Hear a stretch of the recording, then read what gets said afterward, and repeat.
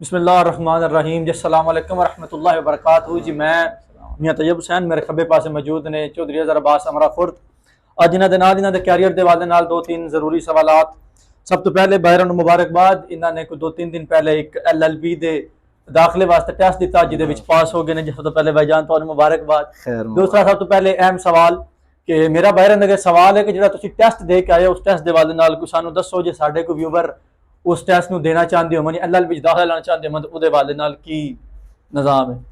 बिस्मिल्लाहिर्रहमानिर्रहीम। सब तो पहला मैं मियाँ साहब थोड़ा शुक्रगुजार हाँ कि तुसी अपने एक बेहतरीन अमरा कलां टाइम इंटरनेशनल ते मैं दावत दी और अपने प्लेटफार्म तो एक ऐसा मैसेज जारी कर लगे हो जिदे विच आवाम दी मुआशरे दी जिहड़ी है वो फलाह बहबूद है। बिल्कुल जनाब, अगर गल करिए लैट दी लॉ एडमिशन टेस्ट दी ते उहदे विच कि तुसी अगर किसी भी यूनिवर्सिटी दे विच दाखला लेना है लॉ दी फील्ड विच जी जी, उहदे विच तुसी लैट दा पेपर देना है, यानी कि लॉ एडमिशन टेस्ट। उहदे विच जनाब 100 नंबर दा पेपर होंदा है जिहदे विच 75 नंबरां दा जिहड़ा ओह ऑब्जेक्टिव पोर्शन होंदा है और जिहड़ा 5 नंबरां दा ओह सब्जेक्टिव पोर्शन होंदा है। और जिहड़ी इन्हां दी तरतीब है उहदे विच कि जिहड़े 20 नंबर ने वो इंग्लिश ग्रामर दे ने, जिहड़े 20 नंबर ने वो जरनल नॉलेज दे ने और इंग्लिश विच है टोटल। ठीक है, उहदे कोई भी जिहड़ा वो करंट अफेयर्स दे बारे जो वो पूछ सकते हैं सवाल जरनल नॉलेज दे। फिर जिहड़े ने साडी इस्लामिक हिस्टरी दे 10 सवाल ने वो भी इंग्लिश विच ने। फिर साडे जनाब 10 जिहड़े ने वो उर्दू ग्रामर दे जिहड़े ने ओहदा पोर्शन होंदा है। 5 जिहड़े वो मैथमैटिक्स दे होंदे ने जिहदे विच वो भी इंग्लिश विच होंदे हैं। ठीक है, ते मुताला पाकिस्तान दे 10 होंदे ने, ये भी जिहड़ा इंग्लिश दे विच होंदा है। पिछे आ जाता साड़ा सब्जैक्टिव पोर्शन, उहदे एक परसनल स्टेटमेंट यानी कि जाती राय पेश करनी होंदी है।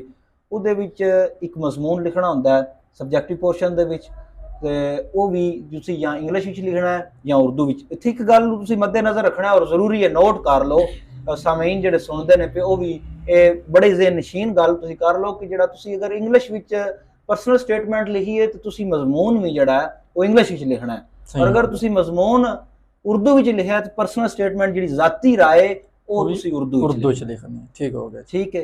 ते बाकी इंशाल्लाह इहदे महीने डेढ़ च तैयारी दी यूट्यूब ते बहुत सारे इहदे जिहड़े ने ओ लैक्चर पे ने, बाज़ उस्तादां दे, वकला दे, जज साहबान दे भी बहुत सारियां अकैडमियां ने जिहड़ियां ते कैंपिंग करदियां ने और महीने डेढ़ च तैयारी हो जाती है। जिहड़े आवन वाले बंदे ने असीं उन्हां नूं वेलकम करने आ।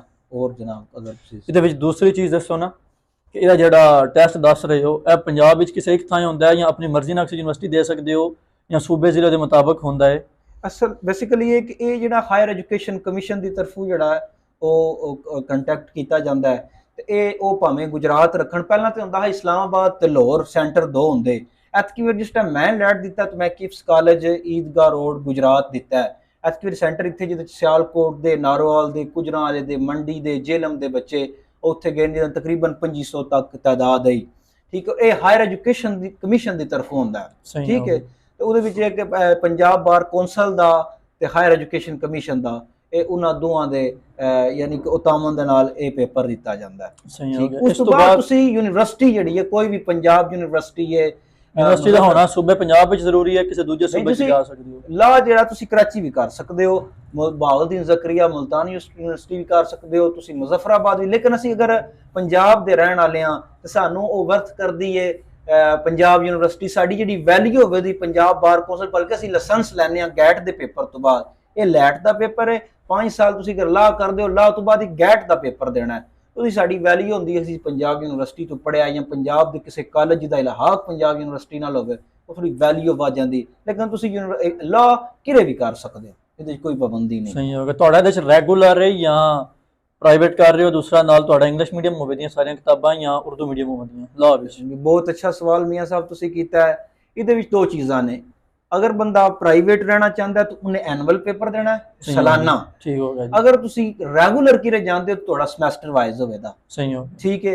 समैस्टर वाइज होता है तो ये फीसिस थोड़ी ज़्यादा होंदियां ने, तो वो बंदा लैक फैक होंदा है वो सारे मामलात। जे अगर तुसी प्राइवेट करदे हो तो तुसीं तो तुहानूं साल बाद देना। बाकी तुसी निसाब दे बारे पूछा तो 4 किताबां जिहड़ियां ने इंग्लिश विच होवणगियां और 2 किताबां जिहड़ियां अरबिक होवेदी और एक इस्लामियात। ज़ाहिर है अरबिक विच होवेदी ते जिहड़ी इस्लामियात ते उर्दू विच होवेदी। तो बाकी दा रेगुलर प्राइवेट या एनुअल है ਜੀ ਜੀ ਉਹਦੇ ਵਿੱਚ ਤੁਹਾਡਾ ਯਾਨੀ ਕਿ ਕੋਈ ਮੁੱਦਤ ਦਾ ਵੀ ਹੈ ਕਿ ਐਨੂਅਲ ਦੀ ਇਤਨੀ ਮੁੱਦਤ ਹੋਵੇ ਦੀ, ਜਾਂ ਸਮੈਸਟਰ ਚੇਂਜ ਹੋ ਸਕਦਾ ਹੈ, ਜਾਂ ਵਕਤ ਵਾਧਾ ਘੱਟ ਹੋ ਸਕਦਾ ਹੈ, ਜਾਂ ਬਰਾਬਰ ਹੀ?